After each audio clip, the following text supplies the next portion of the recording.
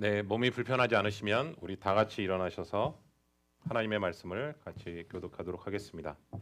빌립보서 3장 12절부터 14절까지 말씀입니다. 내가 이미 얻었다 함도 아니요 온전히 이루었다 함도 아니라 오직 내가 그리스도 예수께 잡힌 바 된 그것을 잡으려고 달려가노라. 형제들아, 나는 아직 내가 잡은 줄로 여기지 아니하고 오직 한 일, 즉 뒤에 있는 것은 잊어버리고 앞에 있는 것을 잡으려고 네, 14절은 다 같이 읽겠습니다. 표대를 향하여 그리스도 예수 안에서 하나님의 위에서 부르신 부름의 상을 위하여 달려가노라. 아멘. 네, 자리에 앉아 주시기 바랍니다.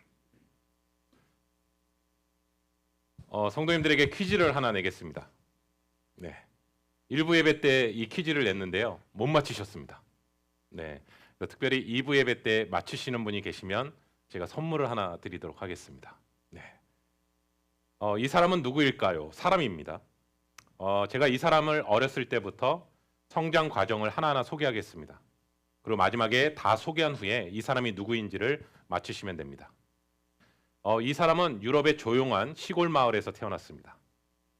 집이 너무 가난해서요, 초등학교를 다닐 수 없었습니다. 그가 어렸을 때의 꿈은요, 목사가 되는 것이었습니다.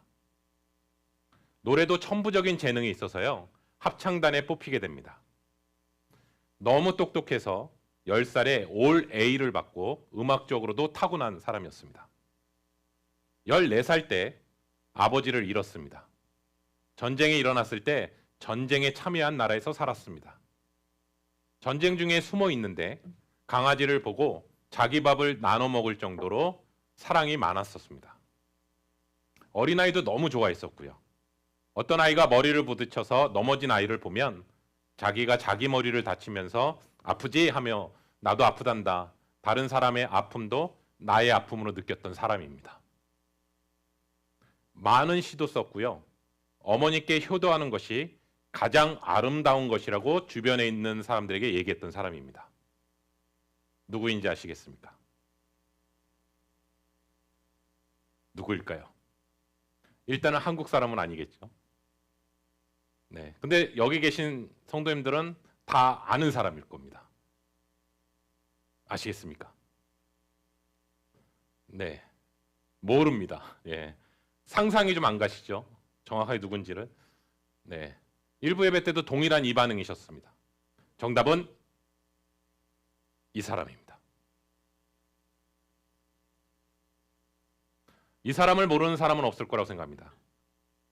아돌프 히틀러입니다. 인류 역사상 가장 잔인했던 사람이었고 가장 악마적인 사람이었고 그 사람이 어렸을 때랑 젊었을 때의 모습을 지금 제가 얘기한 겁니다. 수십만 명을 죽이면서도요, 양심의 가책을 전혀 받지 않았던 사람입니다. 사람에 대한 증오가 너무나 많았던 사람입니다. 특별히 유대인들을 향한 증오가 너무나 컸었던 사람입니다. 왜 유대인들을 향해서 그러한 증오심을 가지게 됐는지는 정확하게는 잘 모릅니다. 왜냐하면 여러 설들이 있습니다. 그런데 가장 중요한 핵심은 이것 같아요. 그들을 향한 미움을 가졌다는 것은 분명한 것 같아요.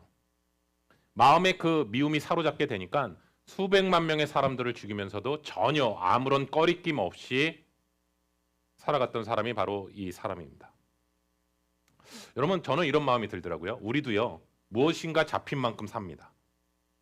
내가 미움의 마음에 잡혀 있잖아요. 그러면 미움의 열매를 맺습니다. 내가 상처에 대한 마음이 잡혀 있잖아요. 그러면 우리도 상처에 대한 열매를 맺습니다.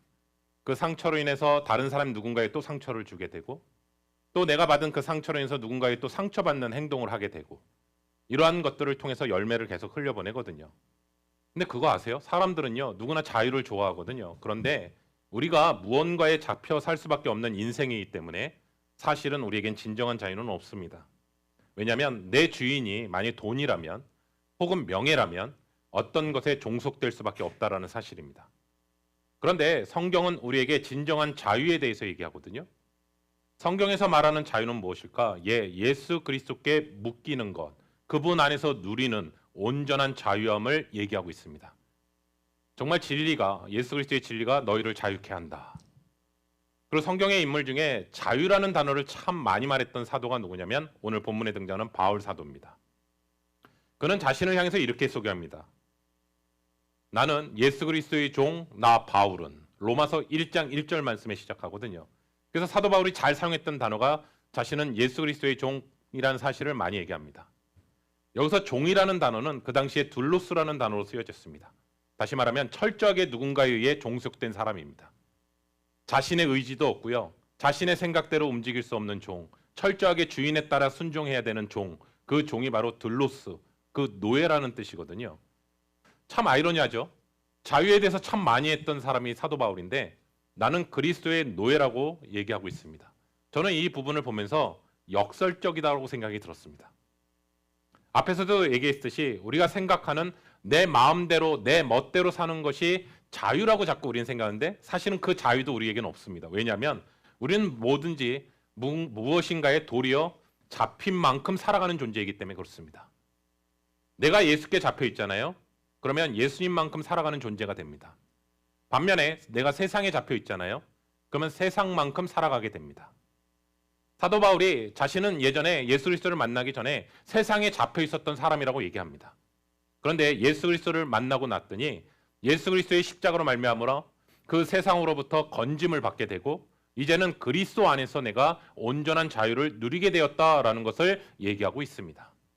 우리 한번 요한복음 15장 5절 말씀을 한번 볼까요? 나는 포도나무요 너희는 가지라. 그가 내 안에 내가 그 안에 거하면 사람이 열매를 많이 맺나니 나를 떠나서는 너희가 아무것도 할 수 없음이라. 아멘. 아멘. 예수님이 분명히 말씀하십니다. 나는 포도나무요 너희는 가지니라고 얘기하십니다. 열매는요 가지에서 열립니다. 그렇죠? 그렇지만 가지가요 나무에서부터 떨어지게 되면 절대로 열매를 맺을 수 없습니다. 가지된 우리는 포도나무인 예수님께 붙어 있어야만 열매를 맺을 수 있다라는 것입니다. 그래서 예수님이 이렇게 얘기합니다. 나는 포도나무요 너희는 가지니 나를 떠나서는 너희가 아무것도 할 수 없다라고 주님께서 분명히 말씀하십니다. 사랑하는 성도 여러분, 그렇기 때문에 우리가 예수를 떠나서는요 절대로 열매를 맺을 수 없다라는 사실을 보게 됩니다. 저는 오늘 본문을 통해서 구체적으로 사도 바울이 무엇에 사로잡혀 있었는지 그 부분을 오늘 말씀 가운데 나누려고 합니다. 우리 볼까요? 빌립보서 3장 12절입니다. 내가 이미 얻었다 함도 아니요 온전히 이루었다 함도 아니라 오직 내가 그리스도 예수께 잡힌 바 된 그것을 잡으려고 달려가노라. 아멘. 아멘. 이 구절을 새 번역 성경으로 읽으면 이렇습니다. 이미 얻은 것도 아니며 이미 목표점에 다다른 것도 아닙니다. 라고 이렇게 번역을 했더라고요. 이 번역을 통해서 12절 말씀을 통해서 사도 바울의 자신이 지금 처해 있는 영적인 상태를 표현한 거라고 생각합니다. 근데 그 단어를 한 단어로 표현하면 거룩한 불만족이라고 저는 생각합니다. 본문에 보시면 달려가다라는 단어를 사용하고 있거든요. 그 달려가다라는 단어가 헬라어로는 디오코라는 단어를 사용하고 있는데 영어로는 프레스 원이라는 단어를 사용하고 있습니다. 다시 말하면 그냥 뛰는 게 아니라 한눈을 파는 것이 아니라 한 목표 지점을 향해서 집중적으로 달려가는 그 모습, 그 단어가 바로 오늘 달려가다 디오코라는 단어로 사용하고 있습니다. 그러니까 빌립보서 3장 6절에도 이 단어가 사용됐더라고요. 이 단어가 어떤 단어냐면 열심으로 교회를 핍박하고라는 단어가 디오코라는 단어를 사용하고 있습니다. 그러니까 이 디오코라는 단어는 사냥꾼이요. 먹이를 잡으러 할 때 쫓아가는 장면 있잖아요. 그 먹이를 잡기 위해서. 그래서 날마다 자신은 성장하기 위해서, 신앙에 성장하기 위해서 바울은 먹이를 발견하여서 쫓는 사냥꾼과 같이 집념과 결단력으로 자신의 목표를 추구하며 달려가고 있다라는 단어를 여기서 디오코라는 단어를 사용하고 있습니다. 근데 자세히 보니까 제가 아까 핍박하다라는 단어도 디오코라는 단어고 달려간다라는 단어도 디오코인데 사도 바울은 이 단어를 통해서 지금 그리스도를 대적했던 자신의 모습과 지금은 그리스도를 쫓고 있는 자신의 모습을 서로 유사하게 대비하는 단어라는 생각을 하게 되었습니다. 분명한 것은 디오코 단어 안에요. 어떤 단어가 들어가 있냐면 열심이라는 단어가 들어 있습니다. 열심이요. 그래서 예전에는 예수 그리스도를 쫓아다니며 예수 그리스도인들을 핍박하고 예수 그리스도를 믿는 사람들을 잡아 죽이려고 했던 그 열심으로 달려갔다면 이제는 예수 그리스도를 믿고 난 후에는 예수 그리스도를 따르기 위해서 예수님을 열심히 쫓고 있다라는 것을 얘기하는 것이죠. 바울은 우리 그리스도인들을 향해서 육상 선수로 비유하더라고요. 우승을 위해서 열심히 달려가는 그 육상 선수가 뛰어가는 그 모습을 보면서 우리 그리스도인들도 그러한 모습으로 달려가야 된다라는 것을 지금 사도 바울은 비교를 통해서 얘기합니다. 여러분, 육상 선수가 하나의 목표 지점은 딱 하나입니다. 우승입니다. 그렇죠. 취미로 뛰는 사람은 없습니다. 그리고 우승하기 위해서 반드시 필요한 게 두 개가 있습니다. 반드시 필요합니다. 첫 번째는 뭐냐면요, 간절함입니다. 간절함이요. 그리고 두 번째는요, 뒤를 돌아보지 않고 목표를 향해 달려가는 겁니다. 그런데 이 두 가지의 그 모습이 우리 그리스도인들에게 있어서 신앙이 자라나는 과정 속에서 꼭 필요한 요소가 바로 이 두 가지 모습입니다. 간절함, 뒤를 돌아보지 않는 것. 그래서 오늘 첫 번째는요, 신앙의 완성을 위해서 간절함이 필요하다라는 사실을 사도 바울이 이렇게 보면, 내가 이미 얻었다 함도 아니요 온전히 이루었다 함도 아니라. 여러분, 지난주에 우리가 같이 나왔지만 바울은요, 예수 그리스도를 통해서 영생을 얻기 위해서요, 자신의 모든 것을요 버렸습니다.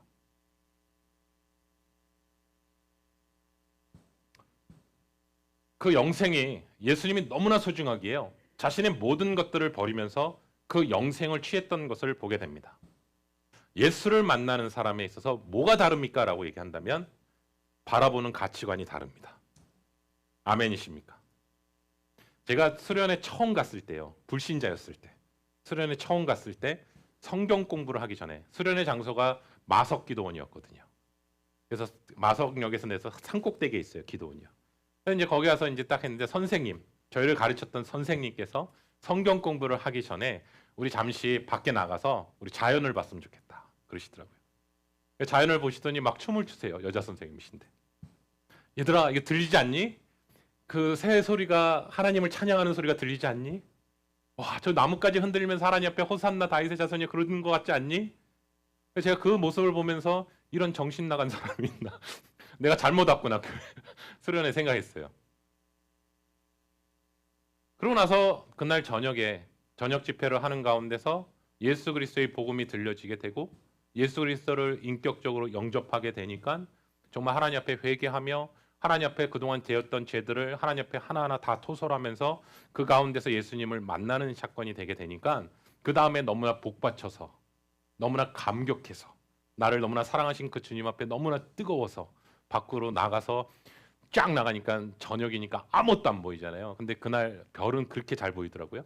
그런 가운데서 냇가에가 있었거든요, 기도원에. 그래서 냇가에서 물이 흐르는 소리가 졸졸졸졸 이렇게 들리더라고요. 근데 저도요, 그 소리가 악기 소리로 들리더라고요. 악기로요. 그리고 그때 또 새가 때마침 막 노래하더고요. 그래서 악기와 함께 새가 노래하는 것을 보면서 그 정신 나간 사람이 저도 정신 나갔더라고요. 그래서 그 선생님이 말한 게 뭔지를 알겠더라고요. 그리고 나서 달라진 점은 뭐냐면 예수님을 더 알고 싶어지더라고요. 그분이 과연 누구신가 더 알고 싶어지고 더 사랑하게 되는 것이죠. 그래서 사도 바울이 지난주에 나눈 것처럼 예수 그리스도를 아는 지식은 머리로 이해하는 지식이 아니라 인격적으로 예수님과의 친밀함으로 나아가는 것이고, 그리고 그 친밀함이 결국은 예수 그리스도께서 고난당하신 것을 자신도 그 고난을 향해 같이 기꺼이 동참하는 그 모습으로 나아가는 모습을 깨닫게 됩니다. 그리고 자신의 그 삶 가운데서 정말 어려운 순간조차도, 고난 중에도 예수 그리스도께서 부활하셨음을 보고 부활의 능력을 신뢰함으로 그리스도의 아는 지식이 더욱더 풍성해지기를 바라는 그 사도 바울에 대한 부분을 우리가 같이 말씀 가운데 나눴습니다. 다음 그림 보여주시겠어요? 이것은 사형리에서요, CCC에서 이렇게 전도할 때 주는 부분들인데, 여기서 보시면 이 동그라미가 마음입니다. 근데 이 마음에요, 주인이 나로 되어 있잖아요. 그러면 삶의 모든 부분들이 엉클어져 있는 모습을 보게 됩니다. 그런데 내 마음이 주인이 십자가 예수 그리스도께서 들어오시게 되면요, 나는 그 앉았던 자리에서 밑으로 내려가게 됩니다. 그래서 예수님이 내 삶의 주인이 되시기 시작하면 엉망이었던 삶들이 정리되기 시작하는 것을 보게 됩니다. 여러분, 내 삶의 주인이 교체되지 않으면요, 여전히 사실은 정직하게 얘기하면 내가 망가지는 이유는요, 내 삶의 진정한 주인이 예수님이 아니기 때문에 그렇습니다. 이런 점에서 신앙생활에서 있어서 진짜 싸움은 뭘까? 진짜 싸움은 밖에서부터 시작되는 게 아니라요, 사실은 내 안에서부터 시작됩니다. 내 마음에 있습니다. 왜냐하면 내 마음 가운데 치열한 전투가 계속 일어나고 있거든요. 내 욕망대로 살고 싶어하고, 내 나라를 세우고 싶어하고, 내 자아를 따를 것인가, 아니면 내 안에 계신 성령님을 따를 것인가, 하나님의 나라를 구할 것인가, 하나님의 인도하심을 구할 것인가, 이 부분에 있어서 싸우기 시작하거든요. 여러분, 열왕기상에 보시면 이스라엘의 왕들에 대한 얘기들이 쭉 나오잖아요. 그런데 그 왕들에 대한 삶을 성경은 이렇게 심플하게 평가하는데요. 누가 이스라엘의 왕인가? 그 왕들 자신인가? 아니면 하나님인가? 그렇기 때문에 이 싸움에 있어서 내 삶의 진정한 주인이 나라면 우리의 신앙은 성장하지 않을 것입니다. 아니요, 더 정확하게 하면 자꾸 가면만 쓸 것입니다. 그런데 내 삶의 진정한 주인이 예수 그리스도라면 점점 더 예수 그리스도께 가까이 나아갈 것입니다. 예전에 사도 바울은요, 자신이 율법에 사로잡힌 사람이었다고요. 그리고 자신의 의가 너무나 가득해서 다른 사람을 정죄했던 사람이었다고요. 특별히 율법을 어겼던 그들을 잡기 위해서 어떻게 하나님의 아들이 있어 그러면서 그 그리스도인들을 죽이기 위해서 다메섹까지 가는 모습을 우리가 사도행전 통해서 보게 됩니다. 그런데 다메섹에서 부활하신 예수 그리스도께서 사도 바울을 만나십니다. 근데 저는 이렇게 표현하고 싶습니다. 사도 바울을 예수님이 만나셨다는 표현보다는 예수님이 사도 바울을 붙잡으셨습니다. 저는 이 부분을 보면서 구약 성경의 이사야서가 떠오르더라고요. 우리 한번 볼까요? 이사야서 49장 15절부터 16절입니다. 여인이 어찌 그 젖먹은 자식을 잊겠으며 자기 태에서 난 아들을 긍휼히 여기지 않겠느냐. 그들은 혹시 잊을지라도 나는 너를 잊지 아니할 것이라. 내가 너를 내 손바닥에 새겼고 너의 성벽이 항상 내 앞에 있나니. 아멘. 아멘. 우리를요, 당신의 손바닥에 새기신 하나님은요, 뭐라고 하냐면 나의 실패와 의심, 나의 부족, 나의 죄, 나의 모든 것을 손바닥에 새기시고 그 손에 십자가의 못을 우리를 위해 박으셨다는 사실입니다. 그리고 하신 말씀이 뭐냐면 넌 내 거야.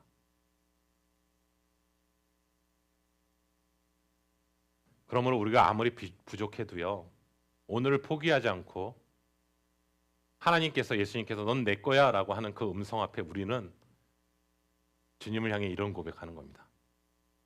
주님이 나의 전부이십니다. 그 고백을 하며 달려가는 겁니다.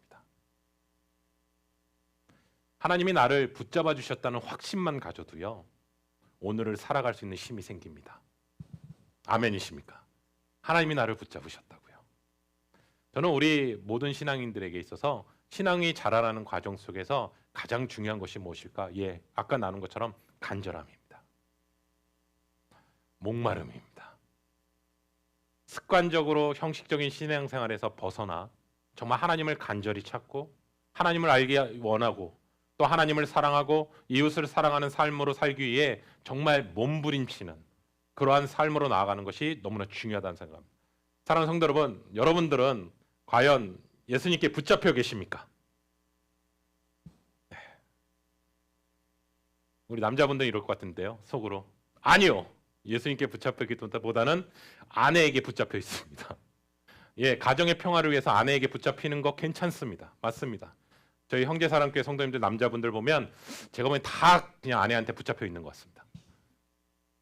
지혜롭습니다. 가정의 행복을 위해서요. 그런데 예수님께 붙잡혀 있는 삶은요, 주님께서 우리에게 주시는 축복의 삶으로 나아가는 것입니다. 조금 더 말씀 한번 깊이 볼까요? 그리스도께 잡힌 바 된 것을 잡으러 간다라고 표현하거든요. 그리스도께 잡힌 바 된 것을 잡으러 간다. 그런데 잡힌 바 된 그것을이란 단어잖아요. 그러면 그것이 뭘까요? 예수 그리스도께 잡힌 바 된 그것을 향해 나는 달려간다 하는데, 그러면 그것은 뭘까? 예, 첫 번째는요, 사도 바울이 정한 목표가 아니에요. 이것은 뭐냐면 예수님께서 바라시는 삶의 방향을 얘기하는 거예요. 그러니까 여기서 말하는 것은 예수 그리스도를 닮아가려고 하는 영적인 성숙을 의미하는 단어라고요.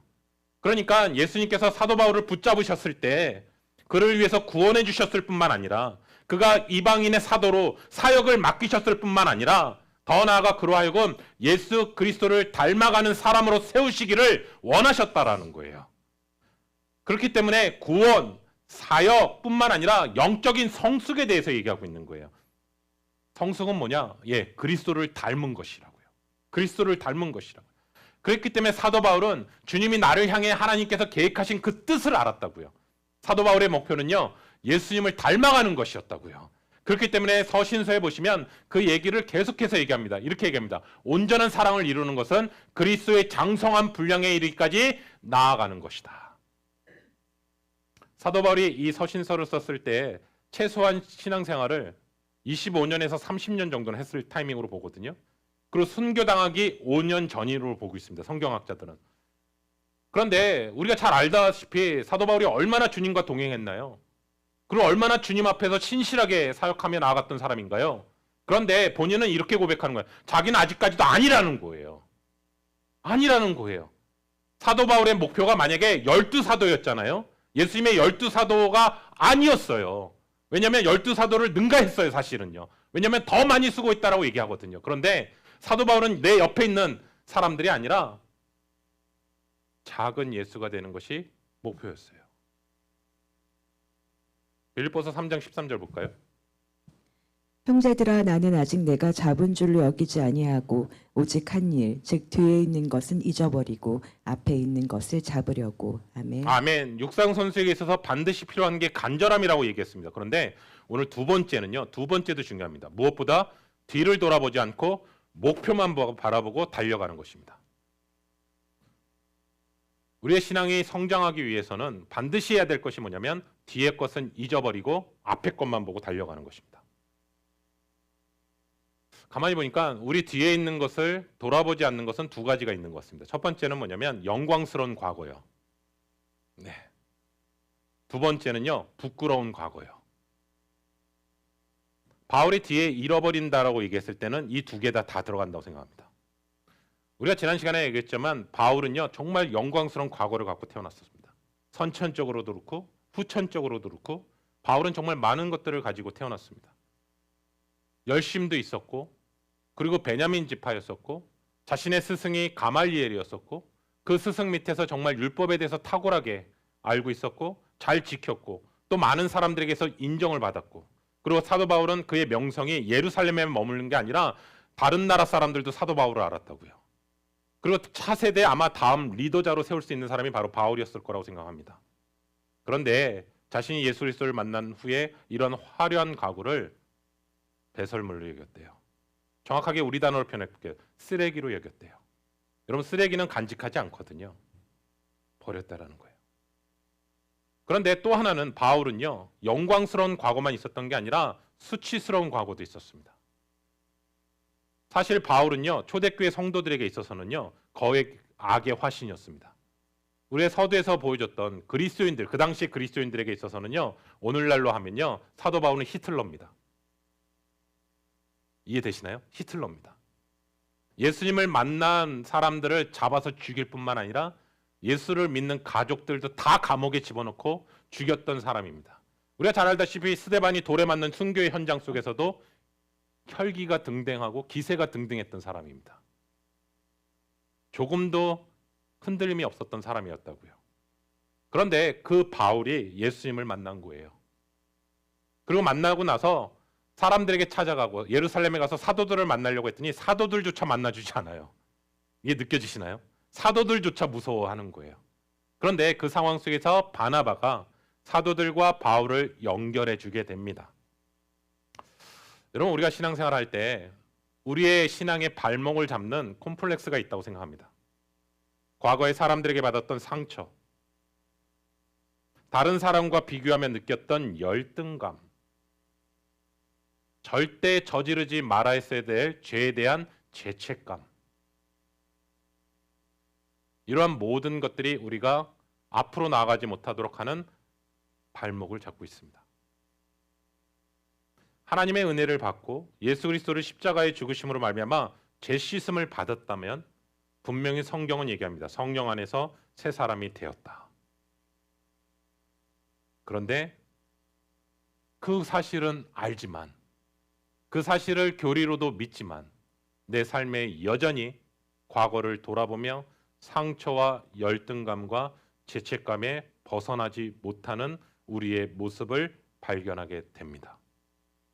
여기서 사도 바울은 단호하게 얘기합니다. 뒤를 돌아보지 마라. 그리고 뒤를 계속 돌아보면 앞으로 나갈 수 없다.